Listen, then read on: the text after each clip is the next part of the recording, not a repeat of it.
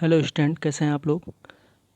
Micro teaching में हमारी जो नेक्स्ट स्किल है, वैसे तो हम अपने जो इम्पोर्टेंट स्किल हैं सारी पूरी कर चुके हैं, लेकिन इसमें एक और इम्पोर्टेंट स्किल है जिस पे जिक्र करना बहुत ज़रूरी है। वो है अनुदेशात्मक उद्देश्यों का व्यवहारीकरण, यानी कि instructional objective writing in behavioural terms. इस स्किल को समझने के लिए सबसे मेन इम्पोर्टेंट चीज़ है ये जानना कि जो शिक्षण उद्देश्य होते हैं, यानी जो टीचिंग ऑब्जेक्टिव होते हैं, उन्हीं की प्राप्ति के लिए हम संपूर्ण क्लासरूम टीचिंग कर रहे हैं।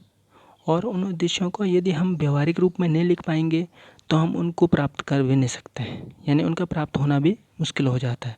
तो इसलिए जो कि कक्षा में कल को पढ़ाया जाना है, जिस प्लान को आपने तैयार किया है और बच्चों को जो पढ़ाया जाना है, उससे संबंधित जितने भी उद्देश्य हैं, आप जानते हैं कि उद्देश्यों का वर्गीकरण मैं बताऊंगा आगे ब्लूम टैक्सोनॉमी के थ्रू। ब्लूम टैक्सोनॉमी मैंने बताया था क्लास में इसके बारे में। तो कैसे उद्देश्यों को लिखते हैं, ठीक है। तो लेसन प्लान में ये लिखने के रूप में इम्पोर्टेंट है। इसको क्लासरूम में तो आपको परफॉर्म तो नहीं करना पड़ता, लेकिन लेसन प्लान फॉर्मेटिंग में इसकी ज़रूरत पड़ती है। यानी कि उद्देश्यों को आप निश्चित व्यवहारिक रूप में लिख देते हैं, जिससे कि उनकी कह सकते हैं प्राप्ति आसानी से कक्षा में हो जाती है। तो लिखा किस ढंग से जाता है जिससे कि उनकी प्राप्ति आसानी से हो सके।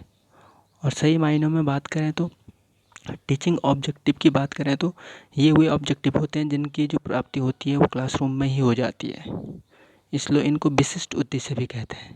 आप जानते हैं कि सामान्य उद्देश्यों की प्राप्ति जीवन पर्यंत नहीं हो पाती है, लेकिन जो विशिष्ट उद्देश्य होते हैं यानी कि इंस्ट्रक्शनल ऑब्जेक्टिव होते हैं किसी भी सब्जेक्ट के, उनकी प्राप्ति कक्षा में 30 से 35 मिनट की जो क्लास होती है उसमें ही हो जाती है।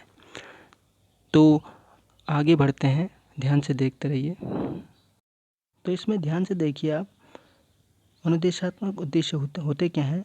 शिक्षक शिक्षण कार्य से पूर्व पढ़ाए जाने से पहले नवीन पाठ हेतु, यानी कि जो नया लेसन होता है, जिन शिक्षण उद्देश्यों को निर्धारित करता है उसे हम अनुदेशात्मक उद्देश्य कहते हैं। किसी भी टॉपिक से रिलेटेड आप क्या करेंगे, कुछ ऑब्जेक्टिव्स अपने क्या कर देंगे, पहले ही डिक्लेयर कर देंगे, तो उन्हीं को हम इंस्ट्रक्शनल ऑब्जेक्टिव कहते हैं। और शिक्षक या शिक्षण के इस अनुदेशात्मक उद्देश्य का संबंध छात्रों के प्रीवियस नॉलेज से तथा जो न्यू नॉलेज आने वाला है, न्यू जो लेसन है, उससे होता है। शिक्षक कहीं ना कहीं इन्हीं पूर्व निर्धारित अनुदेशात्मक उद्देश्यों की प्राप्ति हेतु छात्रों के साथ क्या करता है, इंटरेक्शन करता है। तो जो क्लासरूम जो 30 से 35 मिनट हमें मिलता है, इन्हीं की प्राप्ति के लिए हम कोशिश करते रहते हैं, यानी कि पूरी टीचिंग इन्हीं को प्राप्त करने के लिए हम कोशिश में लगे रहते हैं। और इसके लिए हम क्या करते हैं, बहुत सारे जो टीचिंग स्किल हैं, जैसे कि हमने इंट्रोडक्टरी स्किल पढ़ी, स्टिमुलस वेरिएशन पढ़ा, एक्सप्लेनिंग पढ़ा, रीइंफोर्समेंट, ये सभी प्रकार की स्किलों का प्रयोग करते हैं हम। बहुत सारे मेथड्स का यूज करते हैं, बहुत सारे टेक्निक्स, हम टीचिंग स्ट्रेटजीज का यूज करते हैं, और बहुत सारी चीज़ों का चयन करते हैं हम अनुदेशात्मक उद्देश्यों की प्राप्ति करते हैं। बात करते हैं हम अन्य कौशलों की तरह इसके भी घटक होते हैं। तो components of skill of writing instructional objective, क्या क्या घटक होते हैं। इसके घटक का तात्पर्य है कि किन चीज़ों का ध्यान में रखना है। तो अनुदेशात्मक उद्देश्य सदैव छात्र केंद्रित होने चाहिए। जब भी आप लिखेंगे तो छात्र को ध्यान में रखते हुए, जिस कक्षा के लिए आप तैयार कर रहे हो उस छात्र के स्तर को देखते हुए अनुदेशात्मक उद्देश्यों को लिखेंगे कॉपी में, ठीक है।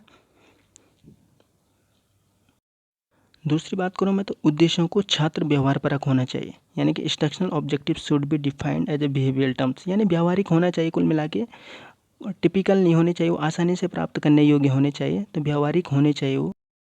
आगे बात करता हूँ तो उद्देश्यों को निरीक्षण और मापन योग्य भी होना चाहिए, उनको हम माप पाएँ, हम उनके ऑब्जर्व कर पाएँ उनको, ठीक है। तो इस ढंग से उनको मेजर हो पाए, तो ऐसे उद्देश्य होने चाहिए। अगली बात करते हैं तो व्यवहार किस परिस्थिति में होगा, इसका स्पष्ट संकेत होना चाहिए, यानी कि व्यवहार कैसा होगा क्लासरूम में, यानी कि बच्चा कुछ टॉपिक आप पढ़ा रहे हैं तो उसके करने के बाद उसका व्यवहार में क्या चेंज आएगा, ये उद्देश्यों से साफ जाहिर होना चाहिए। मैं अभी आगे बताऊंगा जब लिखना बताऊंगा। और अब है छात्रों के कार्य का न्यूनतम स्तर निर्धारित होना चाहिए, यानी to determine the minimum level of the student. बच्चा मिनिमम क्या सीखेगा, किस स्तर पे वो सीखेगा, ये इसका जिक्र उद्देश्यों में पहले ही हो जाना चाहिए। तो समझे। नेक्स्ट है और लास्ट है, विषय वस्तु के साथ उद्देश्यों का सार्थक संबंध होना चाहिए। ये तो आप जानते हैं कि जो शिक्षण उद्देश्य आपने लिखे होंगे व्यवहारिक रूप में, उनका टॉपिक से संबंध होना चाहिए। ऐसा नहीं कि वो उनका बिल्कुल संबंध नहीं देखा जा रहा है, तो संबंध उनका होना चाहिए। अब आपको दिख रहा होगा स्क्रीन पे ब्लूम की ये टैक्सोनॉमी है, ये ब्लूम की टैक्सोनॉमी है। इसी के आधार पर शिक्षण के उद्देश्यों का निर्धारण किया जाता है। तो ब्लूम ने क्या किया था, जो शिक्षण के उद्देश्य हैं उनको दिया, उनके 3 भाग दिए उन्होंने, उनको 3 डोमेन कहते हैं ब्लूम के टैक्सोनॉमी के। वो है कॉग्निटिव डोमेन यानी ज्ञानात्मक, भावात्मक, ठीक है, और मनोक्रियात्मक, अफेक्टिव एंड साइकोमोटर। ये मैंने इस स्क्रीन में नीचे हैं लेकिन ऊपर लिखे जाते हैं, ये इसी प्रकार ये भी ऊपर लिखे जाते हैं, तो समझ सकते हैं। तो इसमें जो वर्गीकरण, पहला ज्ञानात्मक पक्ष का वर्गीकरण खुद किसने किया, ब्लूम ने ही किया 1956 में। बाकी जो भावात्मक है, मनोक्रियात्मक जो पक्ष का वर्गीकरण किसी अन्य लोगों ने किया है, लेकिन ज्ञानात्मक पक्ष का जो उद्देश्यों का वर्गीकरण ये खुद ब्लूम ने किया है 1956 में। और इनके उन्होंने 6 पक्ष बताए। वो है ज्ञान, क्योंकि मिनिमम लेवल ऑफ ये है इसलिए मैं नीचे से शुरू करूँगा। ज्ञान यानी कि नॉलेज, अवबोध यानी अंडरस्टैंडिंग, अनुप्रयोग एप्लीकेशन, विश्लेषण एनालाइजिंग, सिंथेसिस और मूल्यांकन एवोल्यूशन, ठीक है। तो ये है, इसको मैं प्रॉपर बताऊँगा। और मैं बताऊँ कि ज्ञानात्मक उद्देश्यों की अधिकतर प्राप्ति कक्षा शिक्षण में होती है, इसलिए शिक्षण उद्देश्यों का जो व्यवहारीकरण किया जाता है वो सिर्फ ज्ञानात्मक उद्देश्यों पर ही आधारित ज़्यादातर होता है। और ख़ासतौर पर विज्ञान जैसे विषय में ज्ञानात्मक उद्देश्यों की प्राप्ति अधिक हो पाती है। भावात्मक और क्रियात्मक को हम यहाँ पे छोड़ेंगे। और इनको व्यवहारिक रूप में लिखने का जो श्रेय जाता है वो है रॉबर्ट मेगर को।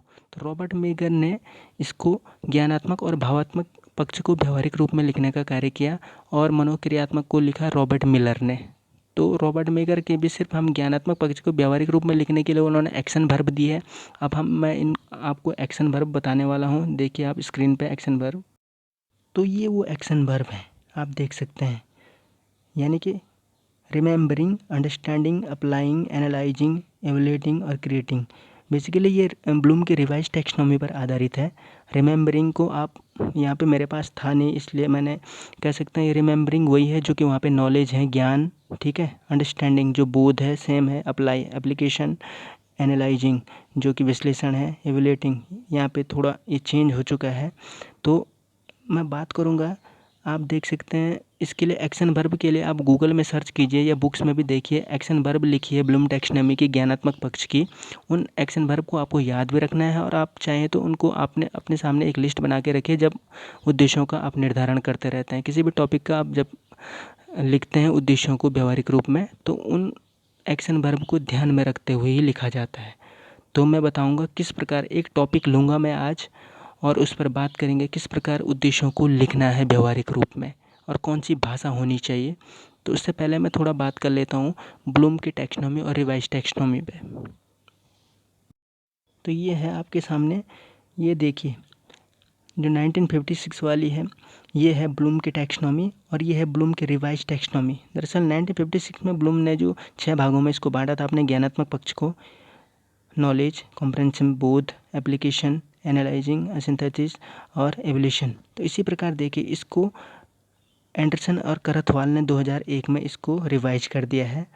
बेस ब्लूम के टैक्सोनॉमी को ही माना है, बहुत ज़्यादा चेंज नहीं कर दिया, सिर्फ अक्षरों में ही चेंज है, शब्दों में थोड़ा।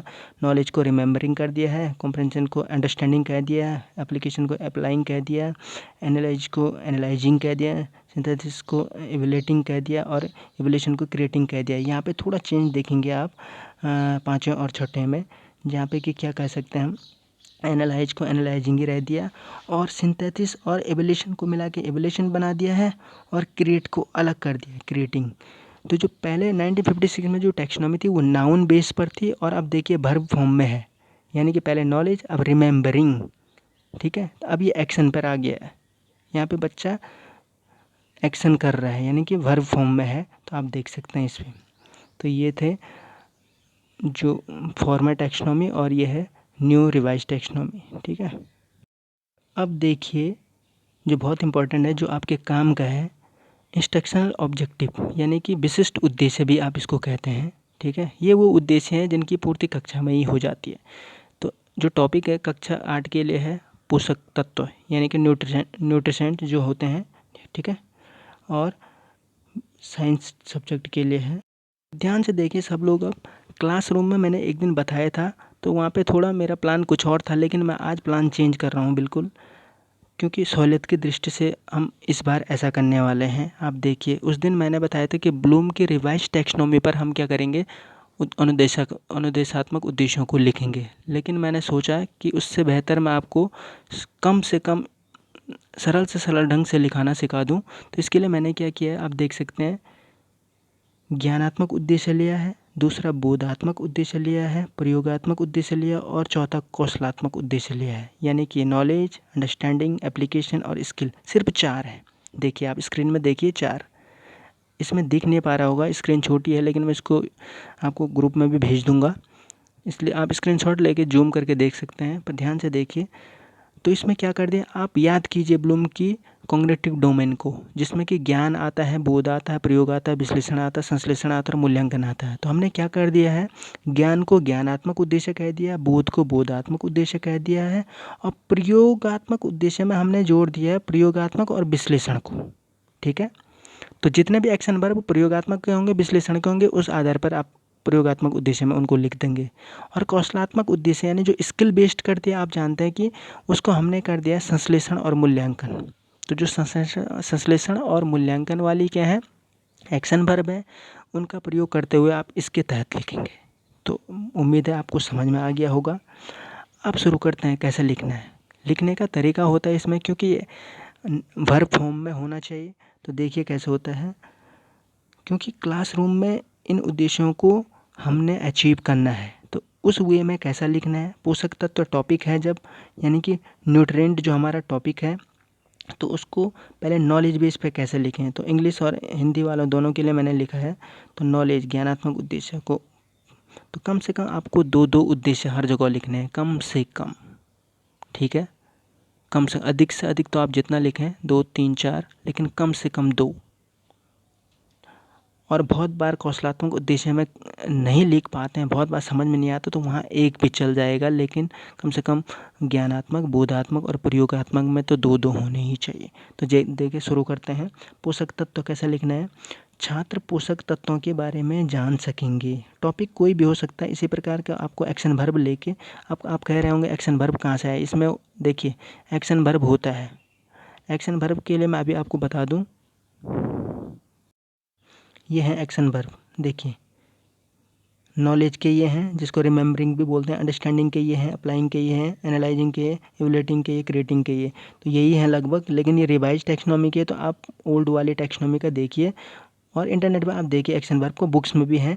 तो इनके आधार पर ये सारे एक्शन वर्ब हैं। आप अपने अकॉर्डिंग जैसा आपको लगता है सुटेबल, उनको यूज करते हुए आप वहाँ पे उद्देश्यों को व्यवहारिक रूप में लिखेंगे। तो देखिए, student will be able to know about nutrients, यानी कि छात्र पोषक तत्वों के बारे में जान सकेंगे। दूसरा लिखा मैंने जान सकेंगे, यानी टू नो आता है इसमें एक्शन वर्ब।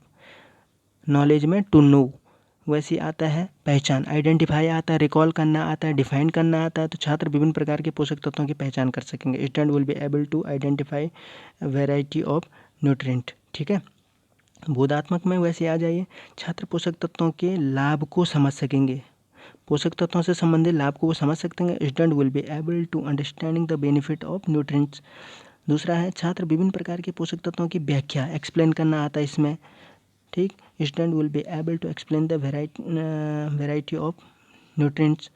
प्रयोगात्मक में आएंगे एप्लीकेशन में, छात्र पोषक तत्वों से संबंधित ज्ञान का प्रयोग अपने जीवन में कर सकेंगे। Student will be able to use nutrients related knowledge in their life.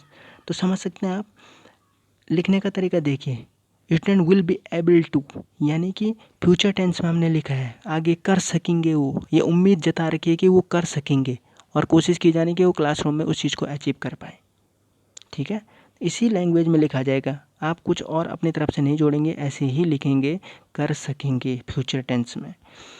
तो एक्शन वर्ब आपको खुद लेनी है, ये आपकी कह सकते हैं एक स्किल है आपके अंदर।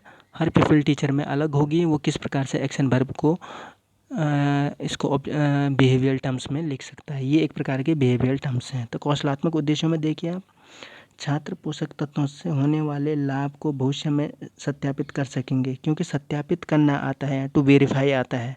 तो student will be able to verify the benefit of nutrients in the future.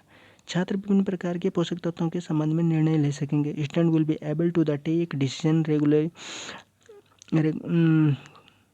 Regarding different types of nutrients. तो आप समझ सकते हैं विभिन्न प्रकार के पोषक तत्वों के संबंध में निर्णय ले सकेंगे। तो ये थे फ्यूचर टेंस में मैंने जितने भी देखे, आप इस प्रकार से ही लिखे जाएंगे। इस बार हम सिर्फ 4 ही लेंगे, ज्ञानात्मक, बोधात्मक, प्रयोगात्मक, कौशलात्मक। और ज्ञानात्मक में वही एक्शन वर्ब होंगे जो ज्ञानात्मक और रिमेम्बरिंग के अंदर है। बोधात्मक में अंडरस्टैंडिंग वाले जो हैं। प्रयोगात्मक में मैंने क्या बताया, खुद प्रयोगात्मक के और विश्लेषण वाले। और कौशलात्मक में संश्लेषण वाले और मूल्यांकन वाले। तो ये एक्शन वर्ब को लेते हुए हम क्या करेंगे, जो व्यवहारिक उद्देश्यों को लिखेंगे। ठीक है, तो लेसन प्लान के शुरुआत में ये लिखे जाते हैं। सामान्य उद्देश्य के बाद विशेष उद्देश्य का एक क्या स्टेप आता है, उसमें ये लिखे जाते हैं। हर टॉपिक के लिए ये अलग लिखे जाते हैं, ध्यान देना। सामान्य उद्देश्य संपूर्ण विज्ञान के लिए एक हो सकते हैं, लेकिन विशिष्ट उद्देश्य यानी कि इंस्ट्रक्शनल ऑब्जेक्टिव हर टॉपिक के लिए भिन्न भिन्न होते हैं। तो ठीक है, तो क्या करेंगे आप, आज के लिए इतना हो गया। अब आप किसी टॉपिक को लेते हुए, जैसे कि स्क्रीन पर दिख रहा है, इन्हीं को ध्यान में रखते हुए, इन्हीं ज्ञानात्मक, बोधात्मक, प्रयोगात्मक और कौशलात्मक उद्देश्यों को देखते हुए, एक्शन वर्ब आपको इंटरनेट से भी मिल जाएंगे, बुक्स में मिल जाएंगी, हिंदी अंग्रेजी दोनों मीडियम में वहाँ पे मिलेंगे। इनको लेते हुए आपको किसी टॉपिक पे ये वाला फॉर्मेट तैयार करना है, सिर्फ ये। इसमें घटकों की आवश्यकता नहीं है। घटक मैंने आपको बता जरूर दिए हैं, लेकिन घटक लिखने की ज़रूरत नहीं है अन्य कौशलों की तरह। सिर्फ आप ये वाला पोर्शन तैयार करके मुझे भेजेंगे। तो ठीक है, आज के लिए धन्यवाद।